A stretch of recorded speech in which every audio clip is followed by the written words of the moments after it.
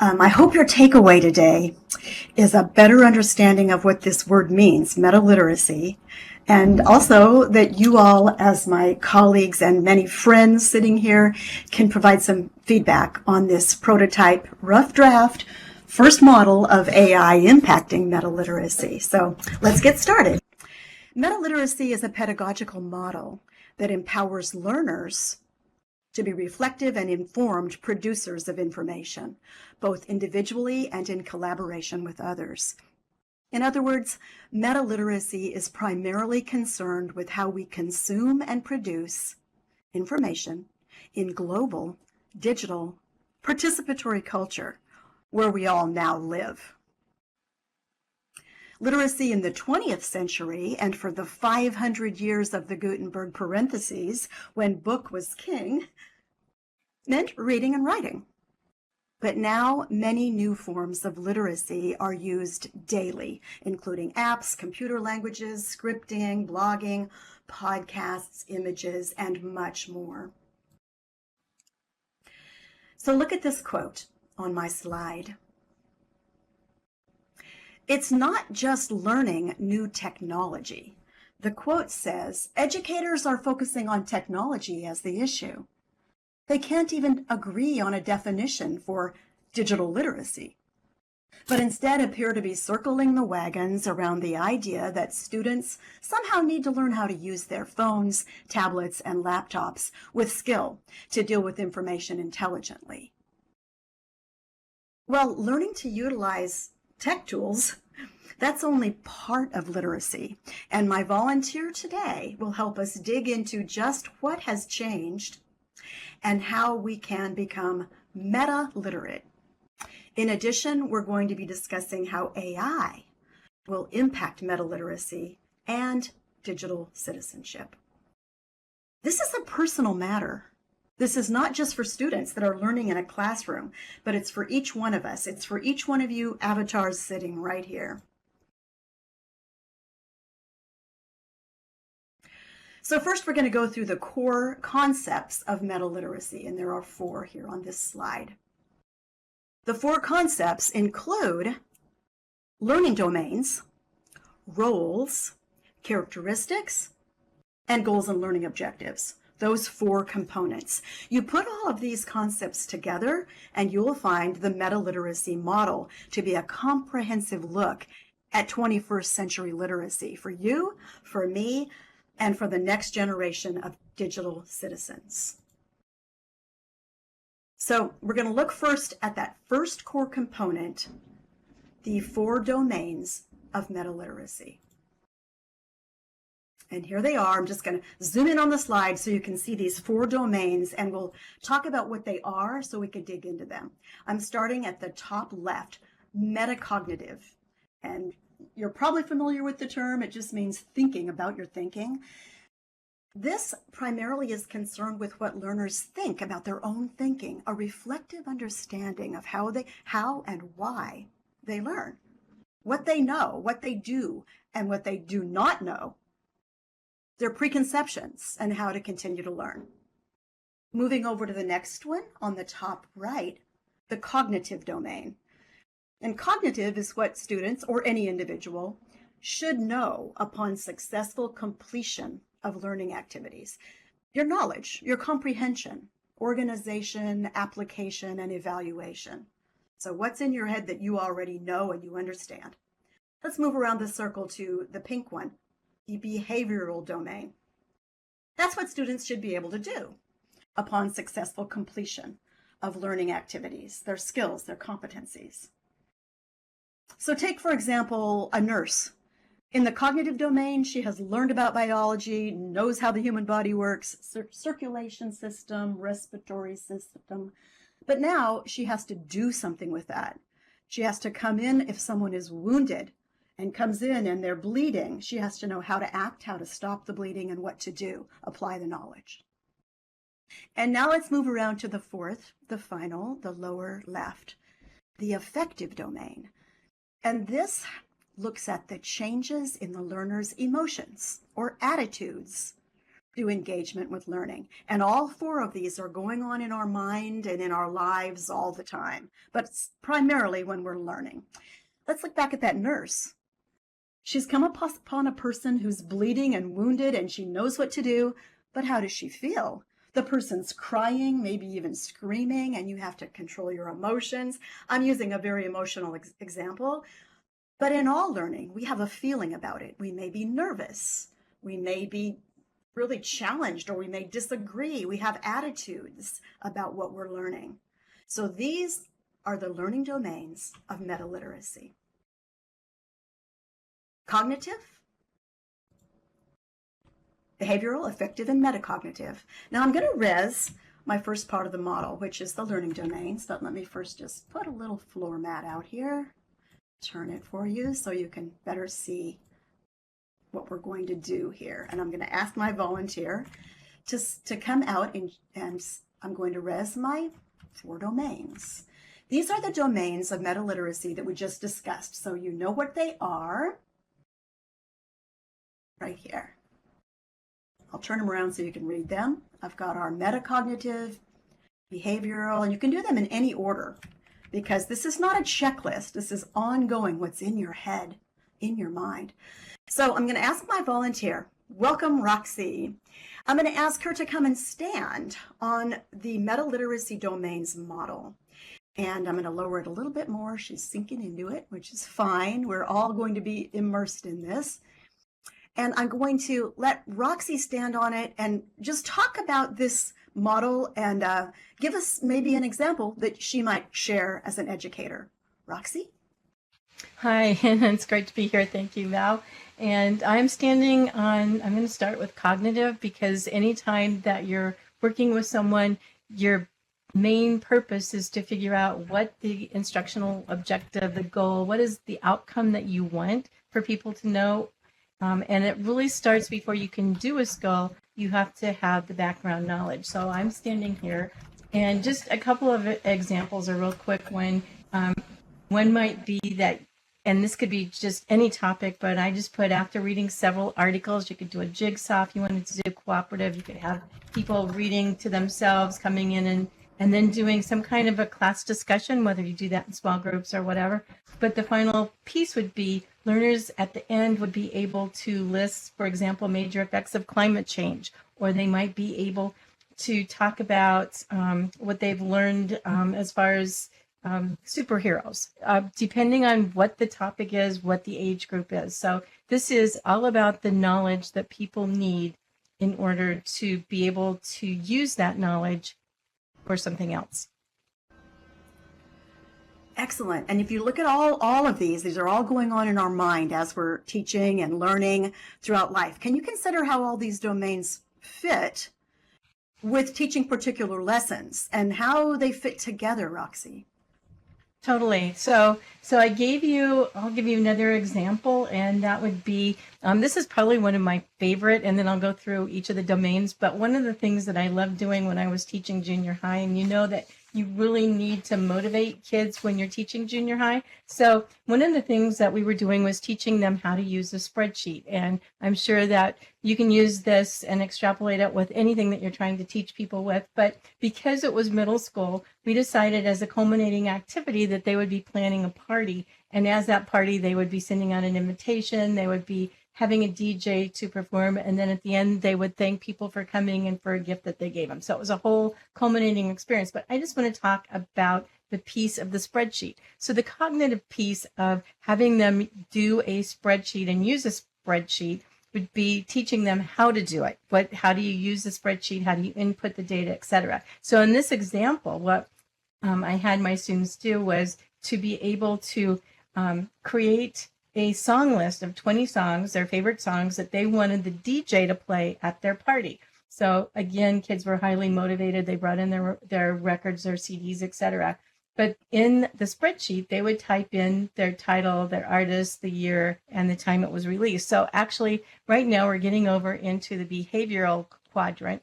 And again, as a teacher, you need to know that just because you're in this behavioral quadrant, as you're monitoring and adjusting what the students are doing, you may be going back and forth between cognitive and the behavioral. But technically what the students were supposed to do after they entered the data was that they were going to sort the songs by their preference, first of all, by the songs that they wanted to have played, their order, and then alphabetically by the title of the song, and then by the last name of the artist. So they would have 3 different sheets. So once they got to that piece, you could move over into the metacognitive, and you can have them actually looking at the 3 different orders for their songs and talking about what they did as far as the process and order and the strategies they used to get to their 3 lists, how they sorted it, that kind of thing. And then if they were to do it over again, what might they do differently as far as doing their lists? Is there a different way that they might rather sort them than the ways that I had them sort them? And then they could move over into the affective spot. And again, this kind of gets, for me, affective and metacognition go back and forth, because affective, you're really talking about the feelings. How do you feel? Like which one of these song lists are you going to use at your party because you like it the best? Is it the one that you picked the songs, or is it the way that they came out as far as the artist or whatever? So you can talk about how did that make you feel, and then did this method of selecting songs in order of songs to be played at your party work for you? And then you can talk about why or why not. And again, you're going back into the metacognitive domain, because you're thinking about your thinking and your process, but you're also talking about which one did you like better and how did it make it feel. And as a supplemental activity, you could actually expand this by looking at everyone's songs in the class. So they all have their song list. Which songs were the most popular? Which were the least popular? Do you agree with, if you rank them by popular songs, and the top 20 would be the songs that were played? Do you agree with that list? How do those songs make you feel, etc.? So there's a lot of things that you can then discuss as with your students that fit into all of these quadrants. From a teacher perspective, or if you're facilitating group work, or if you are a coach with a teacher, etc., you're going to want to help them and we'll go back to the cognitive piece, but you're actually going to want to help the teachers by having them plan the lesson, again, set the goal, the structure, the learning process, etc., and then plan the behaviors and that you want from your students. So how are they you can have them, for example, with this lesson that I just said, they work in partners and they decide what the song list is going to be. So the 2 of them are planning a party versus just having them do it singularly, and then you have a cooperative activity. So again, it's all in how you structure your lesson as far as the behavior. You're also, as a teacher, during that behavior piece, going to be monitoring and adjusting the lesson. So you're reflecting in the action, as opposed to when you were planning it, you were reflecting on the actions that you wanted to take. So you're in action, on action, with that metacognitive piece. So I should move over to metacognitive. And like you can see right now, and what I think is really great about this is that you are not in, number one, any one of these. You could actually be in the middle, because you're doing more than 1 or 2 things at a time. So it's kind of like an XY axis. If you've ever done the Myers-Briggs, you can see yourself in a bunch of different places during your lesson. When you get into the affective, again, it's how did you feel? And as I will just say that as an administrator, so I was a principal for probably 22 years, but 20 years in the same school. One of the things that I always did was when I was talking to teachers after their lesson, whether I was coaching or whether I was evaluating, I always asked for questions. But 2 of the questions that I thought were really important, first of all, was a metacognitive question. So what did you do to help your students learn?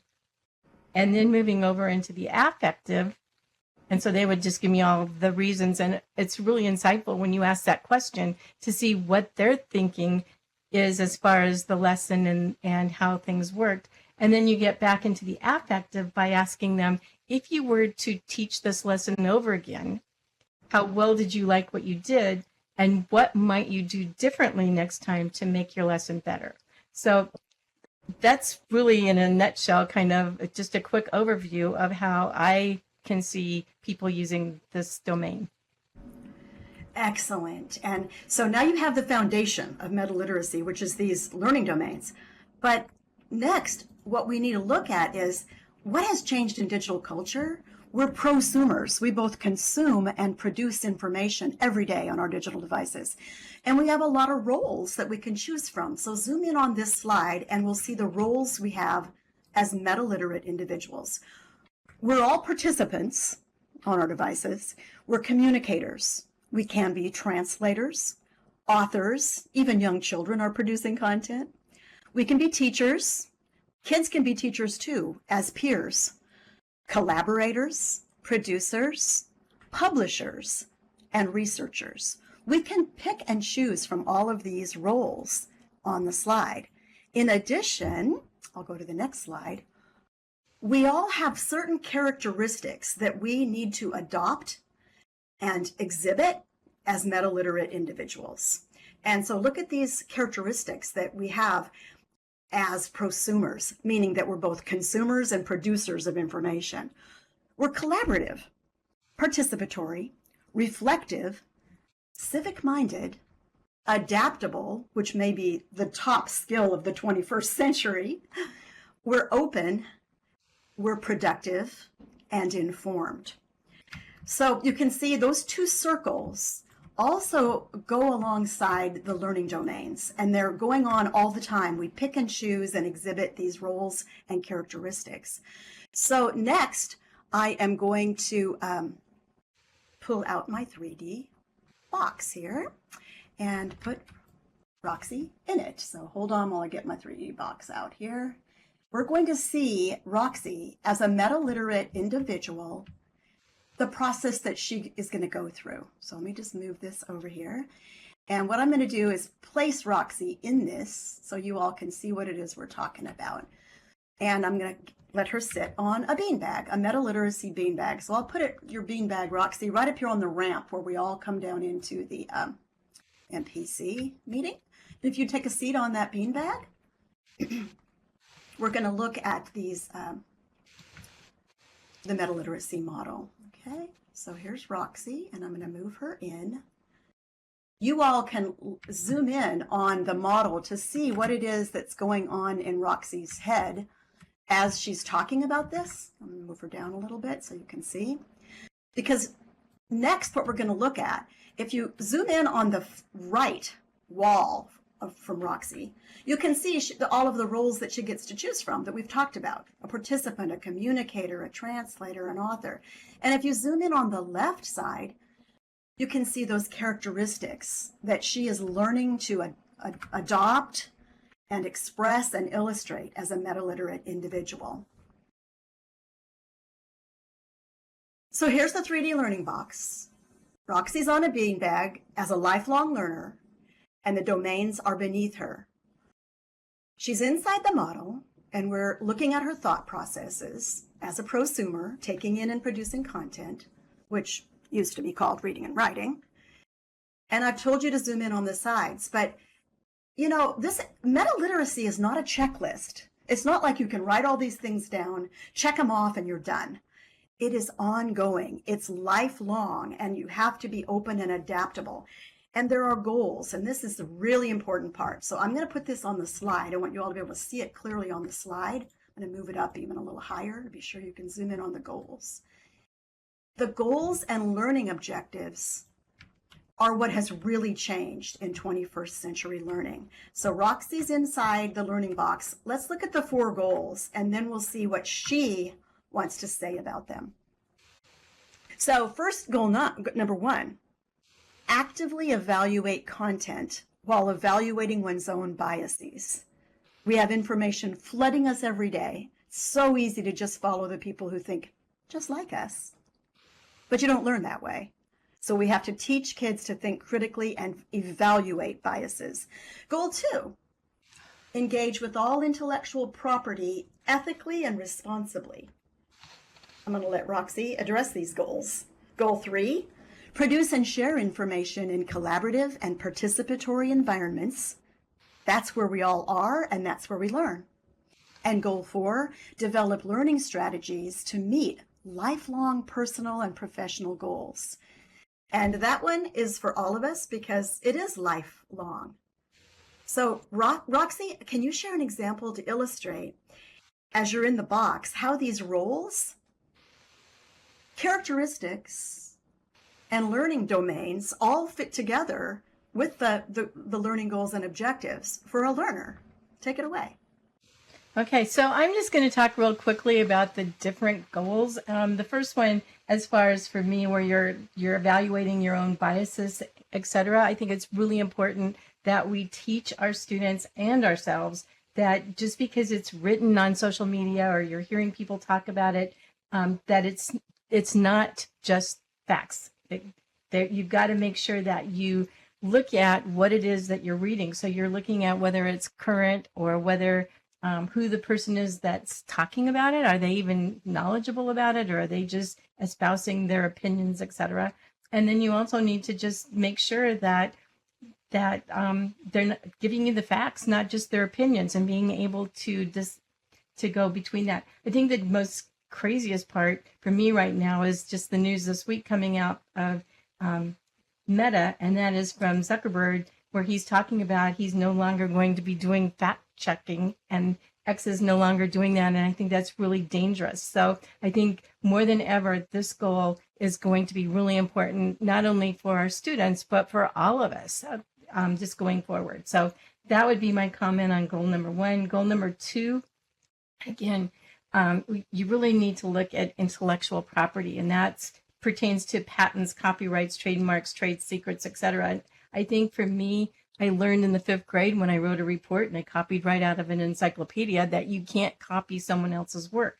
And in real life, I learned that, I saw that once I started producing, writing articles, etc. And I had developed a lesson plan template, and I was in a district where all of a sudden the curriculum supervisor was giving a presentation, and she handed out a template and it had her name on the bottom. And luckily for me, one of my colleague principals spoke up and said, hey, that's something that Roxy did, not something that you did. So you need to give her credit. I think coming up through the years with computers, we all heard about pirates and we hear about the recording industry. So I think where people are really upset that other people are using their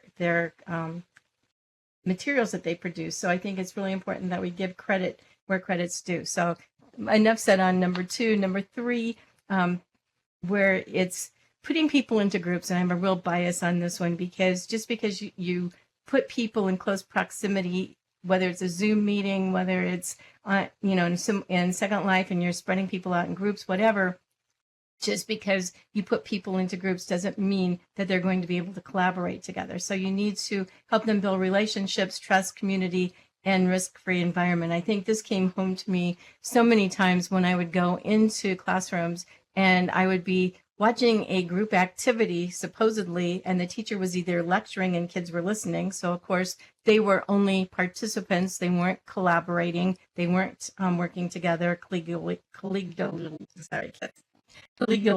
And so, Yeah. Okay. So you can see that she was sharing a bit about each of these 4 goals. And when she gets back, we'll continue. These 4 goals apply to all of us. As goal 4 says, it's in our personal and professional lives. So all the time. And whether you're a student or a teacher, you still need to be meta-literate. Even if you're not in the educational field, you have to do goal 1. You have to evaluate everything you're seeing in this post-truth world we live in. Computer. Okay, so I'm back here. Can you hear me? Yes, that's better. Okay, so I'm on his computer. Okay, go ahead.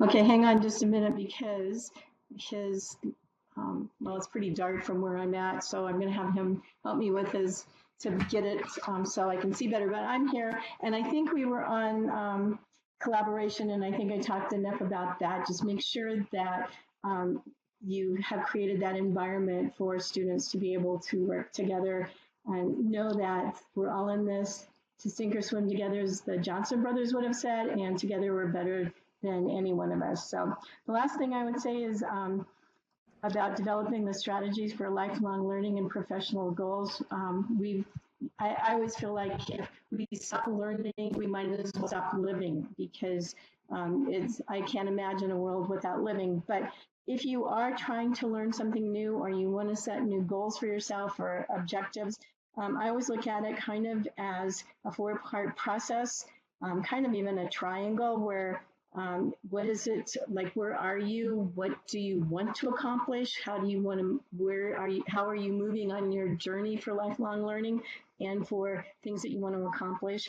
And if you aren't getting to where you need to go, is it because you need to learn something new? And if so, what might that be that you need to learn in order to achieve it? And if that doesn't work, you need to really stop and think about your values and your beliefs, because a lot of times your values and beliefs may be hindering what it is that you want to do. So just for an example, with cooperative learning and competitive grading, I can't tell you how many times I was in a class where they put you into groups. They want you to tell everything that you know to your group, and then they grade you on the bell-shaped curve.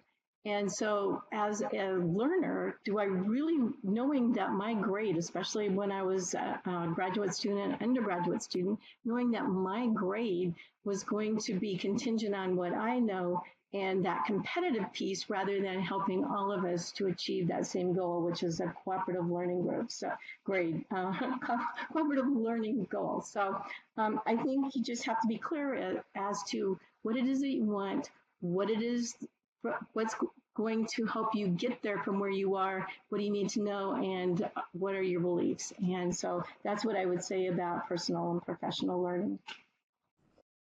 So that's the goals. Wonderful. So we've been through the Metaliteracy goals and learning objectives, and you put all this together, everything we've talked about in the 3D box is the Metaliteracy model, creating a metaliterate learner. You can see on the slide, the model has the circles of the roles, first the domains, then the roles, then the characteristics, and all of that is the Metaliteracy model. One cannot really become a good digital citizen without metaliteracy. Even if you don't call it that, we're just digging into calling it that because literacy has changed. And put all this together and we can dig into how it's changed. But now that you've looked at what it means to be metaliterate, let's consider how AI will impact this model. So, AI tools, now we can create content in all formats with them, and they've been rapidly evolving. We can create images. We can write in numerous styles and genres. We can even create videos and presentations using AI. So I'm going to bring Roxy out of the model. We're over here. First, I'll take the model away. And I'll move her out right here. And we'll look at what AI is going to do to impact metaliteracy. I'll move myself over a little bit too. AI's big. AI is going to be represented by this large sphere that I'm going to pull out. I'll move it back a little bit. You may have to cam back to see the whole sphere because AI is big. It's everywhere. It's really been upon us for many, many years with the algorithms of Google and data mining. But it wasn't until the fall of 2022 when generative AI was given to the hands of all of us that we really could see it impacting literacy and our lives. So look at this model. And you can use your Alt-Left to zoom in and out and around the model. Notice that there are other little metaliterate individuals in it. That's the metaliteracy domain box with the beanbag on it. Those are other people. Roxy's one, I'm one. There are people everywhere utilizing AI. And notice how some of them are completely inside the bubble and some are just dipping in on the edges. I want us to think about what this might mean.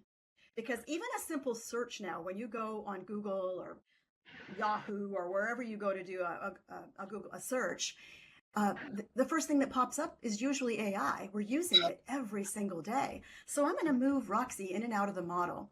And I want her to talk about AI and how she feels and the domains. But we'll start with effective. How do you feel as I move you in and out of this AI model? Roxy? So right now I'm sitting outside the model and now I'm inside the model and I'm being immersed in the world of AI, or at least I have some of those tools that I'm able to use. So I'm just thinking about Google searches and the Google search engine. And I can tell you that that a lot of times right now when you do a Google search, it also comes up with AI information. And I think I really like it when it gives you references to articles so that you can dive deeper into the material, but you have to use it as a jumping off point. And I say that because you can't really trust everything that AI says, just like you can't trust everything that Google says, just like you can't trust everything that that we're getting flooding in on television and any kind of media, which gets back at goal number one, where we really need to be cautious consumers and we need to know what it is that we're looking at. But I love AI for the fact that when you do this, if you're looking for something, you can usually get a pretty quick answer. And if they give you those references, you can dive deeper into the material and really use it as a jumping off place. Great. And as I look back at our meta-literacy goals and learning objectives, I think AI is it's really going to impact every one of these goals. Because when you look at goal number one, actively evaluate content while also evaluating one's own biases. AI is not great at discernment because it takes everything that we have given it and tries to give us the best answer to what it is we're looking for.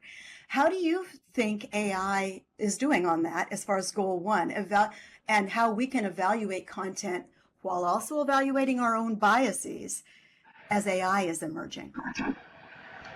So if you're asking me, I'll just give you another example. I think it's got a long ways to go. And I'm just going to give you another example that we used recently. I don't know, most of us have probably gone out with Google and just done a Google search for your name to see what comes up. And sometimes it's kind of cool to see, hey, it's got all these articles I wrote or whatever. Other times, not so much. But the other day, my husband and I both decided, hey, let's check and see what ChatGPT says. So we both put in information. Mine came out glowing. Like I personally would want to see it as maybe a statement for a legacy for me. It was great.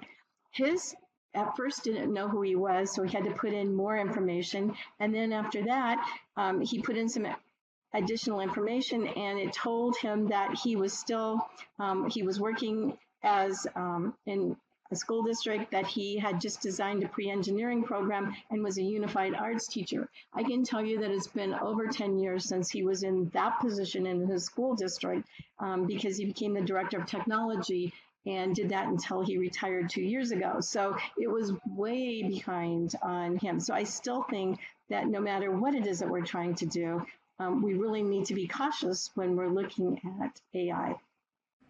And as we're also looking at goal number two, engaging with intellectual property ethically and responsibly. Since, legislation always falls behind what we've already put out into the hands of the public, just like with social media, now we're realizing we should not have given this to children, and now with AI, what about the effects of intellectual property and ethical responsible use? Any thoughts, Roxy? Yeah, I think that's a really dangerous one too, because I'm not sure that when I've done AI searches, that number one, that technically it hasn't just given me things that it's already plagiarized and said it was their own. Sometimes it will give you documentation, sometimes it doesn't. So I think we have to be really, really careful about that piece of the trademarks and your own personal copyright information. It's a little scary. I think, like you said, I think legislation, when that catches up and may help us. And yet, like I said, I'm a little afraid with Zuckerberg and what's happening now with that whole piece of not really looking at what people are saying and posting, and just hoping that a community will be able to sort through it. I think it's kind of scary, to tell you the truth.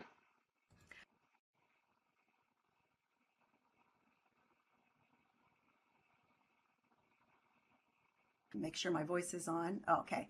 Yes, it can be very scary. And of course, that's the affective domain. How do you feel about this sometimes? And do you even sometimes wonder, is that a real human being or not? Because now with the voices, an AI voice will sound so human, even stumble over words, chuckle, correct itself.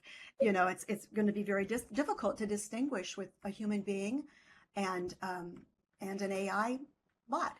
What about goal 3? And this one really, for me, as a teacher of writing in the past, writing was a reflective process of revision to develop one's own voice.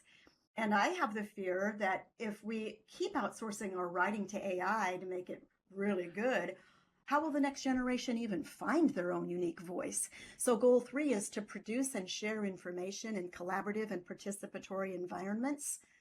What do you think about goal 3 and how AI is going to impact our producing and sharing information? I agree with everything you just said, Val. It's really kind of scary to think about all those pieces. It's also exciting, and I can say the VEG cover, the Virtual Education Journal cover, we used Photoshop and I think it was ChatGPT in order to try to come up with a cover design, which by putting in just a few words, we were able to get some really great pictures. Same thing with, we just started having fun and did Halloween and sunsets and a bunch of things. And I think that's really fun. And then I'm thinking, hey, we could start just doing a whole museum with AI generated artwork. So on some level, I think it's really kind of exciting to see what AI is producing. On the other end, I'm wondering, when AI produces something, is it really your work or is it really the computer's work? How does that go together? And I'm really, really frightened for anyone who's a public figure to have AI going in, having people using that ability to all of a sudden bring back Abraham Lincoln and make him look like he's alive, or Michael Jackson. I mean, it's really kind of, it just blows your mind. That is so true, and it's already happening. I've seen several videos that are amazing, mind-blowing, but it brings people who have been long gone to life and they can speak. And you're right. How will the next generation be able to distinguish between AI and the real world? And also, as Shiloh just said, of course, for educators, a goal might be how to teach AI not to plagiarize, but also it's for the next generation, it's teaching them to be meta-literate, to think critically for themselves and not outsource that thinking piece to AI. And Rhiannon's saying AI generating a lot more content, often prompted by other people like us, and then reposting that to the web, whether through bots or people. And then that makes the overall web not as good quality, not as reliable. Not that it ever was really reliable, but now it's just the flood of information that we had since the internet was born is now going to be multiplied. I'm hearing that there's more AI generated content now than has ever been produced by humans. So my affective domain is impacted by that. It is a little scary. And let's move on to goal 4. So, when you think about all of us sitting here, but most importantly, for the kids that have been born since the turn of the century, that have grown up in digital culture, how do they address goal 4, developing learning strategies to meet lifelong personal and professional goals? How can they do that? What are your thoughts on developing those learning strategies, Roxy? Again, I think it's going back to knowing when students are looking at, like in my day, it was the encyclopedia. Now it's looking at who knows what out on the World Wide Web and being able to discern whether, it's fact or fiction, opinion, or this is the truth. I mean, how do you get at that and helping kids understand that, number one. Number two, just knowing how to analyze whatever it is that they're reading so that you're looking to see, is it current? Is the person who has written it, are they really someone who should be talking about it. There's so many nutrition people out there, like just take the diet world. And they're just people who are saying, hey, this worked for me, versus some doctor or some scientist who has done research in order to be able to tell you that this is effective if you do this, versus it's not effective, or it's not going to make any difference if you don't. So I think we have to be really cautious consumers, and also really know that whatever people are writing or saying isn't necessarily the gospel truth just because they've said it or they've printed it, and helping kids understand that. It's a whole new frontier. Absolutely, it's a new frontier, and NemoPay is saying with the rapid advancements, it won't be too long before it will be completely impossible to distinguish. With the advent of quantum computing, like Willow, it won't be long before new realities are formed, not just blurred. And this has been coming for quite a while with social media and our own personal incoming dashboards. We've all sort of been creating our own information landscapes and environments since we got smartphones, because yours doesn't look like mine. You have different apps. We're all have different incoming information. So it's like we're forming different realities in our own minds. This is only going to be way bigger with multiple realities. And so that's going to be critical for educators to think about how to teach kids what it is to live in a meta-modern world, which that's one word for it. It's also can be called hypermodernism, hyper-reality, multiple realities. Meta-literacy is a way to look at all of this, because we have to have new words to discuss all of this, because the old world is over. So that's why we're even here today talking about meta-literacy. And Gentle says it can be revealing when AI makes a fact-like statement to ask the AI to prove it. Now, sometimes AI will say, I'm sorry, I don't know, I'm just an AI. It will actually say that. But I put references up there on the slide so you can see that meta-literacy was, as I said, first coined by Mackie and Jacobson. But I also wanted all of you to know that if you want these slides, so that later you can look again at how this model fits together, I put them on slideshare.net. Anything else on your mind, Roxy, as being the volunteer to come in and out of the AI model? Because I'm going to ask for another person maybe who'd like to sit on the model so that we can think about this model itself and get some feedback. Anything else come to mind for you, Roxy? I really like Gentle's comment about ask AI to prove it. I would love to see that happen, because I totally agree with what people are saying. The fact that all of us are going to be putting more and more content out. Some people are doing misinformation. Some people's reality really is that misinformation, and AI is going to put it all together. And I think it's going to be a really blurred world. And so, but I think it's really exciting too. And I know way back when I was teaching computers in the late 1980s, I used to talk to my kids about AI and artificial intelligence with robots, et cetera. And I think it's really exciting now to be able to have lived long enough that I'm being able to see the start of it. I don't think when I was back in 1985, 89, that period of time in my life, I don't think I realized it was going to be as scary as it is. But I also think I did realize it would be exciting, and I'm just glad to be here. So thank you for asking me to be your volunteer, and I will run back to my computer and get off of your beanbag.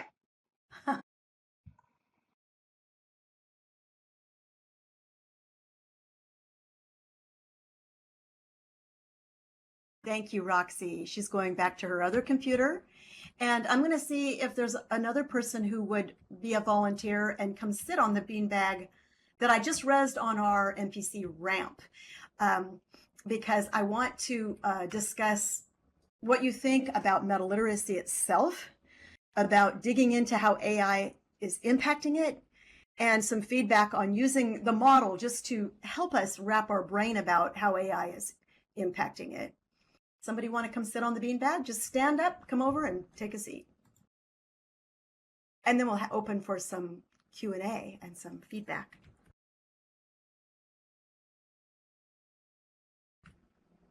And I've got more than one beanbag there, so anybody, just all you have to do is right-click on it and sit.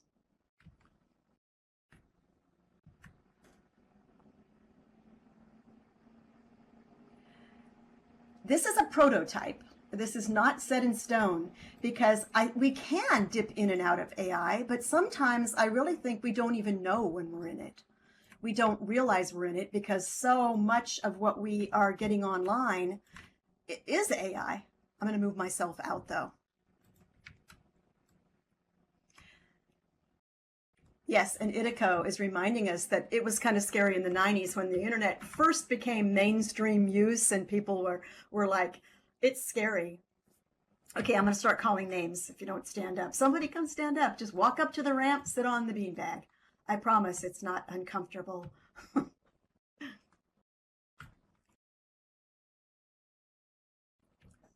think I see Zinnia coming up. Okay, she's going to sit on one of the beanbags. Thank you. Okay, and I'm going to move you in.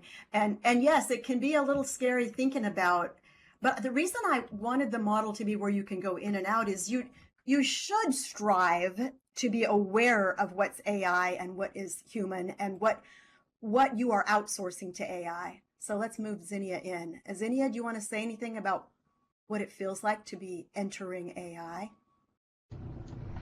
Well, I've been explaining to my students about back in the 80s, we used to play a game, Eliza. I don't know if any of you guys are familiar with that. It was your digital psychiatrist that could give you advice and support you. And to use that model as a way to not be so frightened, to realize that when you're talking to Eliza, you know, you have the answers in you. She's not telling you what to do, right? And so when they're using artificial intelligence tools, that they need to be more in control or more, you know, aware of that they're the ones inputting, that people are doing the work, you know, that they're doing the work, they're putting the stuff in there, and that they have the answers already inside of them, and that they should just be using these tools as someone to play with, you know, like your plastic pal to play with, and to generate new ideas and support creativity. And what's been fantastic is it's become a research tool for them. So we think about like all these kids that, you know, aren't reading anymore. They're using these tools to actually read. So that it forces them to go down rabbit holes and investigate and so forth. And we thought that worked with Wikipedia, but now they're doing this.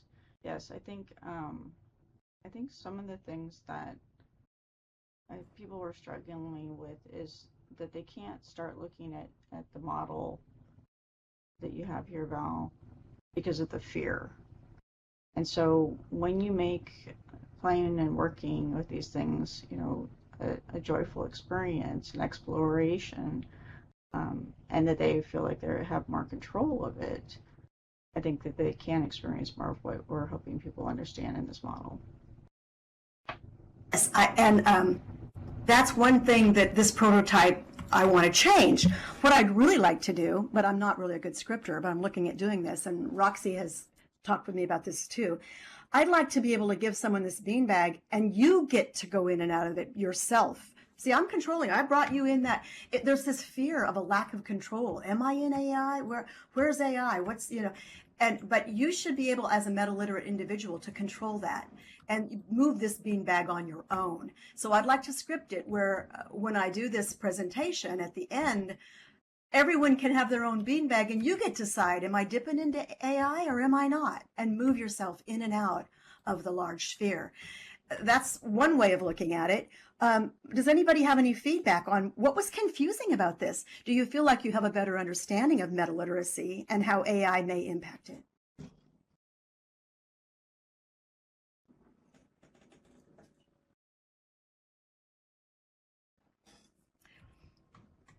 And Roxy's saying, yes, asking students how they feel about a project and that affective domain is important.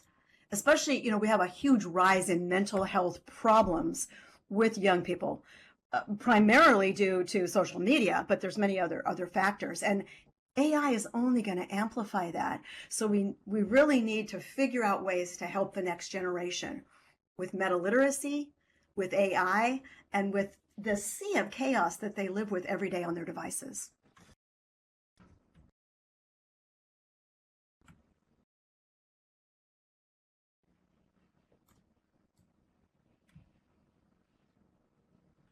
And you see, Marley's question, Roxy, is asking students how they feel, there's an affective domain, about the learning model, not just their projects. And of course, we have to pace this at different ages. I'm working now in mind test with really young kids. I'm not going to share this metaliteracy model with them. I'm going to bring the language down to their level.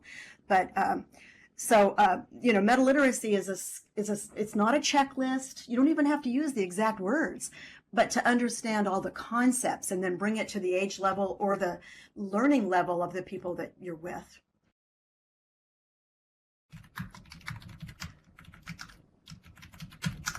Any questions about metaliteracy, or do you feel like that this helped you get a better understanding of what it is and why it was needed, since literacy is not just reading and writing anymore?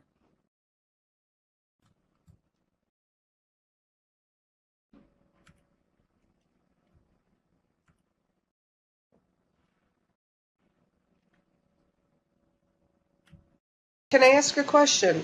Yes, please.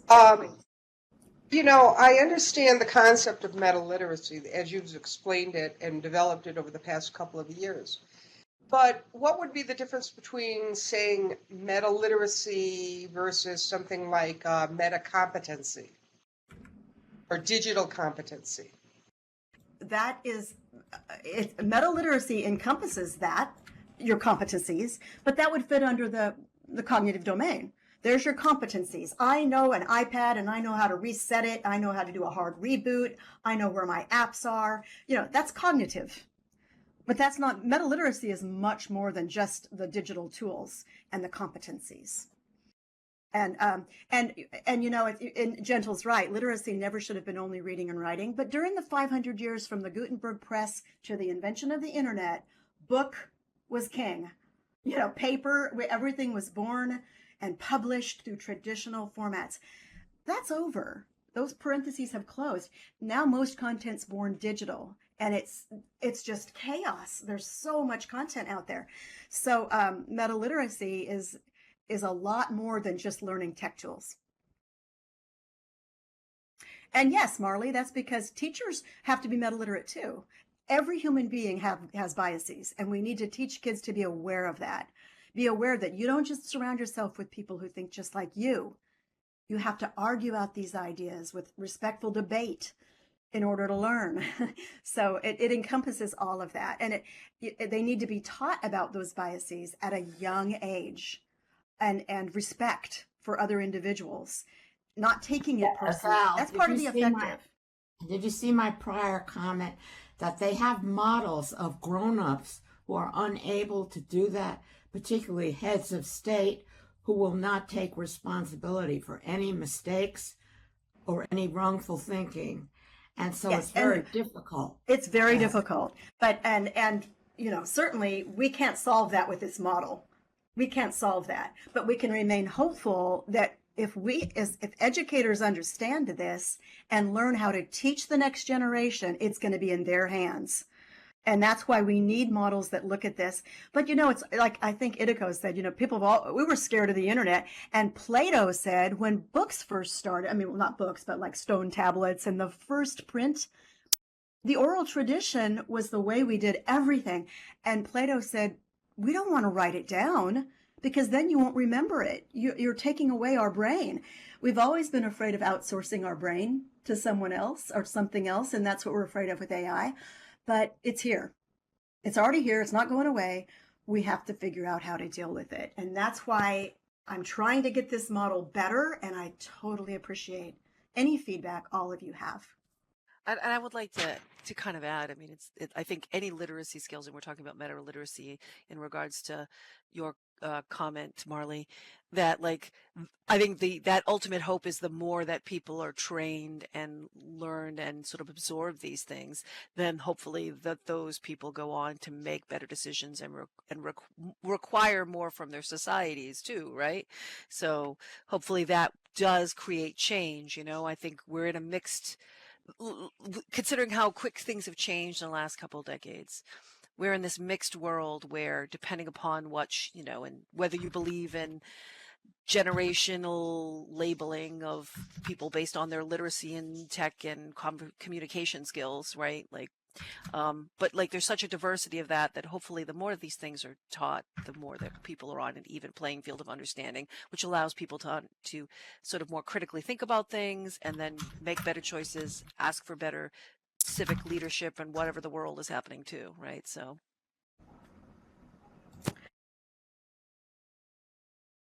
Aren't we still creating a situation of the have and the have-nots?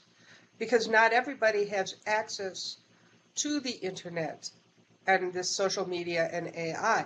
And so we're still not on a level playing field. Wouldn't that be an issue that we still have to address in all of this? It's a huge issue. It's an absolutely huge issue. Because we still have there's a digital divide, and that digital divide is getting even wider, with all of the tools that we have at our fingertips. And so that too is something that we need to, and it needs to be through small communities, figuring out how to give them access, how to teach them how to remain human in a world that is rapidly moving with AI. So, this model in this presentation today just opens up a glimpse of the problems we face. I'm not here to give you the answers, but how to think about the tools for talking about the problem and understanding the problem, and then equipping the next generation to be meta literate. Because I really believe if you're not meta literate, there's no way you can be a good digital citizen. I can hear not. So I'll turn it back over to Rhiannon, because I think we're at the top of the hour. And thank you all so much for letting us, and thank you, Roxy, for being a wonderful volunteer. Thank you. Yes. Thank you, Val, for leading this. Thank you. This has been great. And thank you. All right. Thank you, Val, for leading this. And Roxy too, as well, for being her assistant. I will kind of go back into text too, but I encourage folks, there's a lot of, as I think the strength of Nonprofit Commons is this kind of peer learning and sharing as we're doing. So as I encourage folks, since we're so early in 2024, to think about other topics, or as you're working on things, how things might progress that you want to also talk about, or get people to walk through, or learn a tool for, because I think that helps us all, and we're sort of, it becomes a little bit like that old commercial kind of things, like we're teaching each other, and then from there that branches off into more like, branches in a tree that we can kind of further this knowledge. So, yes, thank you, Ava. Back to that trees. I know the iconography of trees is a powerful thing. So with that, I'm going to go back to text. We will, obviously we'll meet again next weekend. If there are open mic things, I know that if, Ellie's still around, she wanted to share something, but if anybody else, since we had sort of a quick break between the last thing, we're still time for open mic.